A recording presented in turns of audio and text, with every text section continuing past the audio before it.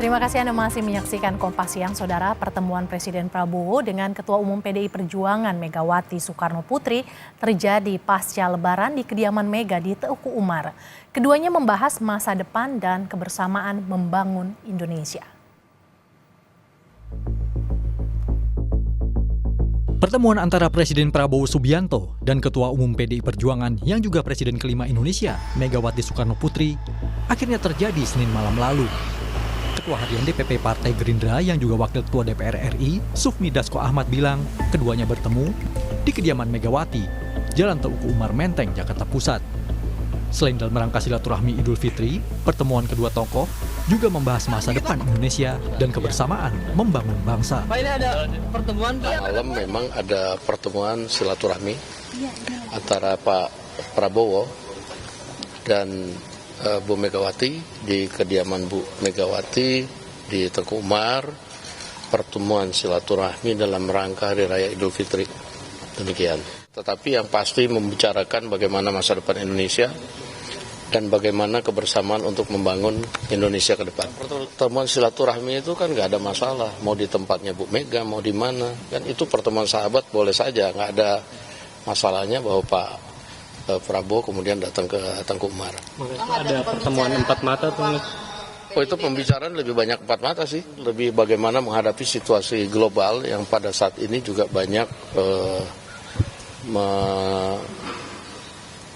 menempa negara-negara lain, dan kedua tokoh saling bertukar pikiran dan juga bertukar pengalaman, apalagi Ibu Mega kan juga berpengalaman juga memimpin Indonesia di waktu yang lalu, juga menghadapi saat-saat yang kurang lebih juga ada masa-masa krisis demikian. Apakah ada pembicaraan mengenai peluang PDIP bergabung ke pemerintahan? Saya nggak tahu, karena itu pertemuannya lebih banyak empat mata. Presiden ke-7 Republik Indonesia, Joko Widodo, menanggapi pertemuan antara Presiden Prabowo Subianto dengan Megawati Soekarno Putri. Menurut Jokowi, pertemuan keduanya sangat baik untuk kepentingan bangsa. Kan saya sampaikan bahwa silaturahmi masih dalam suasana Lebaran itu antar tokoh, antar pemimpin, antar tokoh bangsa itu sangat baik.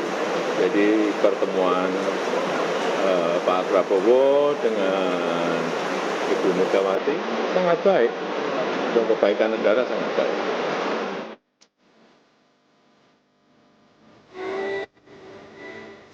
Sinyal kuat pertemuan memang ditangkap publik saat putra Presiden Prabowo, Didit Hedi Prasetyo, bersilaturahmi ke kediaman Megawati di momen Idul Fitri.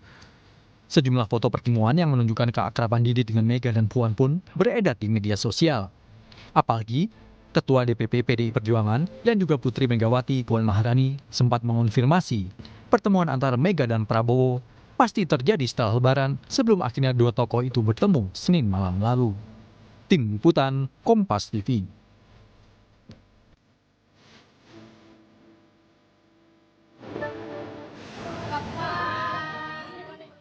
Kita bahas soal pertemuan antara Presiden Prabowo Subianto dan Ketua Umum PDI Perjuangan Megawati Soekarno Putri bersama Direktur Eksekutif Indikator Politik Indonesia Burhanuddin Mutadi. Selamat siang Mas Burhan, dengan Mercy di sini. Ya, Mercy. Mas Burhan, ada pertemuan antara Presiden Prabowo dan Megawati Soekarno Putri pada 7 April, Senin lalu. Secara kalkulasi politik, siapa yang paling diuntungkan dengan pertemuan ini, Mas Burhan? Memang dalam politik selalu ada kalkulasi untung rugi. Tetapi pertemuan kali ini itu setidaknya dua belah pihak itu mendapatkan keuntungan. Pertama dari sudut Ibu Mega. Itu jelas kedatangan Pak Prabowo ke rumah Ibu Mega itu menandakan bargaining position Ibu Mega masih tinggi. Karena seorang presiden yang sedang berkuasa itu ikhlas untuk datang menemui ketua umum yang notabene bukan bagian dari koalisi pemerintah. Yang kedua, jangan lupa bulan ini PDI Perjuangan punya hajatan kongres. Dan Ibu Mega menjadi calon kuat yang akan dipilih sebagai ketua umum untuk sekian kalinya. Nah, kalau misalnya tidak ditemui oleh presiden, itu ada kekhawatiran ada elemen eksternal yang mengganggu skenario untuk terpilihnya kembali Ibu Mega sebagai ketua umum. Dan praktis dengan kedatangan Pak Prabowo ke Ibu Mega itu memperlancar proses Kongres yang kemungkinan akan kembali mendapuk Ibu Mega sebagai ketua umum. Nah, itu keuntungan dari sudut Ibu Mega dan PD Perjuangan. Nah, bagaimana dengan Pak Prabowo?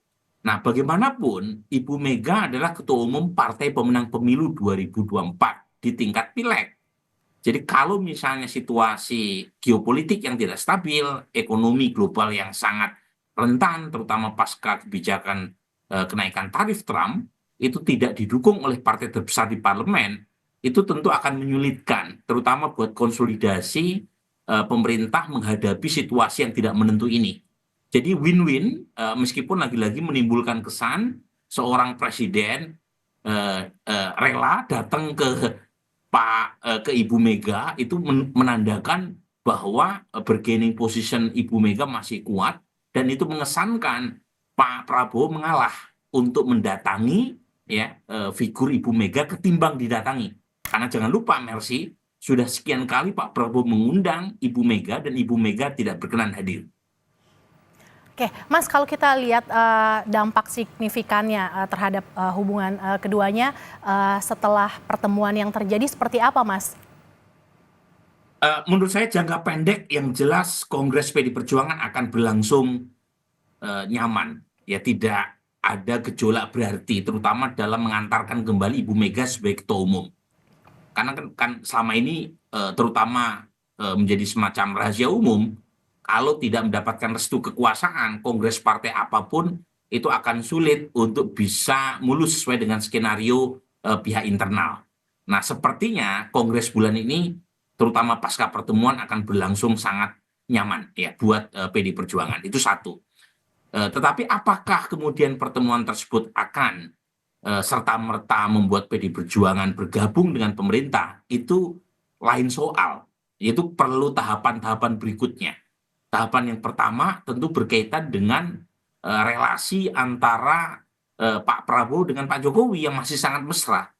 Jadi meskipun Pak Prabowo tidak punya masalah dengan bergabungnya PD Perjuangan ke pemerintah, dan itu sudah berulang kali dinyatakan Pak Prabowo untuk mengundang PD Perjuangan masuk, tetapi masih ada masalah yang belum tuntas antara Ibu Mega dengan Pak Jokowi.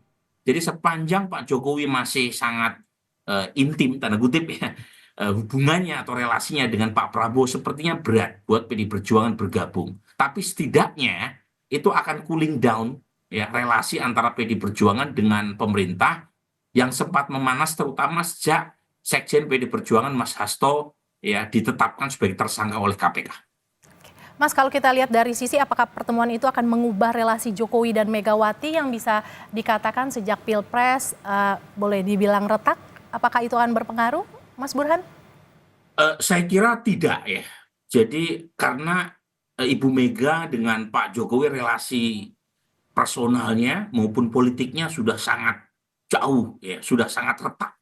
Jadi kalaupun toh ada pertemuan Pak Prabowo dengan Ibu Mega, itu tidak serta-merta mengharmoniskan kembali hubungan antara Ibu Mega dengan Pak Jokowi.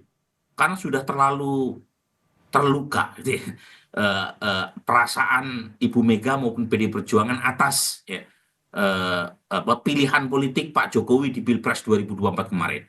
Jadi lagi-lagi ini menjadi menarik nih hubungan segitiga ya antara Pak Prabowo, Ibu Mega dengan Pak Jokowi. Karena saat yang sama Pak Prabowo juga sangat dekat dengan Pak Jokowi. Tetapi Pak Prabowo tidak bisa memaksakan kalau misalnya Ibu Mega tidak berkenan untuk bergandengan tangan kembali dengan Pak Jokowi. Jadi saya sebut kompleks karena Pak Jokowi dengan Pak Prabowo itu satu sekondan yang tak terpisahkan, ya. Tapi saat yang sama Pak Prabowo itu tidak bisa mengabaikan faktor PD Perjuangan yang merupakan pemegang kursi terbanyak di parlemen. Sementara Pak Jokowi itu kan bargaining politiknya relatif tidak sebesar Ibu Mega karena Pak Jokowi tidak punya kursi di parlemen. Dia tidak punya partai. Jadi pada hitung-hitungan kekuasaan PD Perjuangan bagaimanapun punya kursi terbesar, dan itu penting buat siapapun presiden yang sedang berkuasa. Dan karenanya wajar buat seorang Prabowo untuk lebih proaktif mendatangi Ibu Mega. Karena tadi faktor geopolitik dan saat yang sama PD Perjuangan masih punya kursi terbanyak di DPR. Mas Burhan, pertemuan antara Prabowo dan Mega kan sebenarnya wacananya ini udah bergulir dari beberapa waktu lalu. Artinya bisa dikatakan bergulir lama begitu. Akhirnya baru terrealisasi. Selain karena Kongres dan juga tadi ada pertimbangan posisi PDIP di parlemen, menurut Anda apalagi yang menjadi urgensi? Memang rencana pertemuan kedua tokoh ini kan timbul tenggelam. Ya, dan sebelumnya kalau kita lihat ke belakang itu lebih dari sisi Pak Prabowo yang lebih proaktif untuk mengundang atau berencana untuk menemui Ibu Mega. Ya, terutama sebelum Pak Prabowo dilantik resmi sebagai presiden 20 Oktober 2024. Karena Pak Prabowo ingin mendapatkan semacam legitimasi politik, terutama dari partai pemenang pemilu dan dari tokoh Ibu Mega yang kita tahu presiden kelima yang mendukung capres di luar Pak Prabowo. Tetapi keinginan Pak Prabowo itu kan bertepuk sebelah tangan. Nah, baru kali ini ya terjadi pertemuan dan menurut saya ada kepentingan juga dari PD Perjuangan. Beda dengan Oktober 2024, itu lebih banyak kepentingan politik datang dari Pak Prabowo sehingga Ibu Mega terkesan enggan untuk menyambutnya. Nah, baru kali ini Ibu Mega menyambutnya karena memang PD Perjuangan juga punya kepentingan. Kepentingan yang pertama adalah memuluskan Kongres. Yang kedua, tentu berkaitan dengan isu-isu kriminalisasi yang diklaim terutama dari pihak PD Perjuangan, terutama pasca kasus Mas Hasto. Jadi ada semacam tudingan kasus Mas Hasto ini tak lepas dari isu politik, dan dengan kehadiran Pak Prabowo diharapkan kasus Mas Hasto ini di single out, di cornering, tidak melebar ke elit atau kader PD Perjuangan yang lain. Nah, itu saya kira yang membuat pertemuan ini terjadi. Sebab kalau hanya dari sisi Pak Prabowo, nggak mungkin Ibu Mega bersedia menemui. Ya, kalau tidak ada kepentingan dari pihak PD Perjuangan. Dan jangan lupa, Mercy, ini kan sudah sering ya, Ibu Mega zaman Pak SBY jadi presiden 2 periode, sampai Pak SBY selesai masa jabatannya, Ibu Mega tidak bergeming. Kemudian Pak Jokowi, terutama pasca Pilpres 2024, ada keinginan berkali-kali setelah hubungannya retak dengan PD Perjuangan, juga tidak bergeming. Dengan Pak Prabowo bahkan perlu waktu 1 semester untuk bisa, tanda kutip ya, mungkin terlalu kasar kalau saya memakai kata istilah menjinakkan, tapi membuat Ibu Mega terbuka untuk menemui Pak Prabowo. Jadi meskipun akhirnya Pak Prabowo harus datang ke rumah Ibu Mega, Pak Prabowo mengabaikan itu, ya. Yang penting Ibu Mega bersedia dan beliau akhirnya mendatangi, meskipun dugaan saya ini bukan pertemuan yang pertama dan terakhir ya. Kemungkinan akan disusul pertemuan-pertemuan berikutnya. Mas Burhan, tadi Anda sempat menyinggung persoalan Sekjen PDI Perjuangan. Seberapa besar mungkin pengaruh pertemuan Presiden Prabowo bersama Ibu Mega terhadap kasus yang menjerat Sekjen PDI Perjuangan? Nah, ini penting ya, terutama buat rule of law dan kehidupan demokrasi kita. Ya. Jadi saya berharap betul pertemuan-pertemuan elit ini tidak mengganggu proses penegakan hukum. Jadi yang salah ya harus diproses. Ya, ini penting supaya proses penegakan hukum kita itu tidak direcoki oleh isu-isu politik. Jadi karena kan sebelumnya kita tahu seringkali kasus penegakan hukum itu campur aduk dengan kasus politik. Jadi ke depan, dan ini penting buat Pak Prabowo, jangan mengulangi kesalahan yang sama di masa-masa sebelumnya. Karena kalau itu yang terjadi berarti tidak ada bedanya antara Pak Prabowo dengan rezim-rezim sebelumnya. Itu yang pertama. Yang kedua, ini buat PD Perjuangan. Saya berharap ya, meskipun terjadi pertemuan dengan Pak Prabowo, ada semacam kemesraan yang sedang diusahakan kembali dengan Pak Prabowo, saya berharap PD Perjuangan tetap solid untuk menjaga marwah demokrasi. Dan demokrasi itu bisa tegak sepanjang ada keseimbangan checks and balance. Jadi bayangkan ada 8 partai yang sekarang ada di parlemen, 7 sudah bergabung dengan pemerintahan Pak Prabowo, tinggal satu-satunya kekuatan oposisi kita berharap pada PDI Perjuangan, jangan sampai ya, PDI Perjuangan kemudian melunak dan kemudian bersatu menjadi bagian dari kekuasaan sehingga masyarakat sipil tidak punya representasi satupun di parlemen. Jadi pertemuan antar tokoh kita sambut dengan gembira, ya, silaturahmi sosial maupun fisik antar tokoh kita patut apresiasi, tapi jangan sampai ya itu membuat ya, relasi antara pemerintah dan kekuatan oposisi itu menjadi kabur. Ya. Dan itu kita berharap betul karena PDI Perjuangan tinggal satu-satunya kekuatan oposisi yang ada di parlemen. Jadi kalau semuanya bergabung, lantas masyarakat sipil dan mahasiswa berharap sama siapa?